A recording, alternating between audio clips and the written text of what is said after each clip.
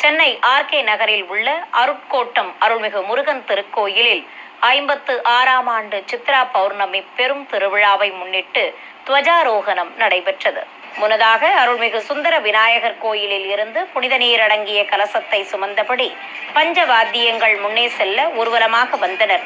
பிறகு முருகன் கோயிலை அடைந்ததும் யாகசாலையில் கலசத்தை பிரதிஷ்டை செய்தனர். தொடர்ந்து மூலவருக்கும் கொடிமரப் பகுதியில் வீற்றிருக்கும் விநாயகருக்கும் ஆரத்திகள் காட்டப்பட்டன. மயில் உருவம் வரைந்த பட்டம் அஸ்திரதேவர் மற்றும் ஸ்ரீ வள்ளி தெய்வானை சமேத உற்சவர் ஸ்ரீ முருகப்பெருமானை மயில் வாகனத்தின் மீது அமர்த்தி கோயிலை சுற்றி வலம் வந்தனர். கொடிமரம் அருகே கலசத்தை வைத்து அஸ்திரதேவருக்கு அபிஷேகம் நடத்தப்பட்டது. ஏராளமான பக்தர்கள் தரிசித்தபடி இருக்க கொடிமரத்திற்கு பலவித திரவியங்களால் அபிஷேகம் செய்து கற்பூரம் காண்பித்தனர்.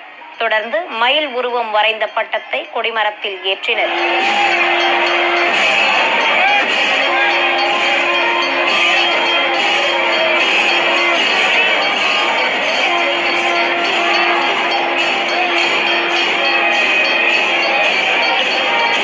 கம்பத்திற்கு தர்ப்பை புல்லுடன் மாவிலையும் வஸ்திரமும் கட்டி மாலைகள் சூட்டி அலங்கரித்ததும் கற்பூர ஆரத்தி காட்டப்பட்டது.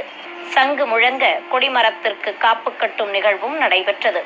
நிறைவாக கொடிமரத்திற்கு கும்ப தீபத்துடன் மகா கற்பூர ஆரத்தி காண்பித்தனர்.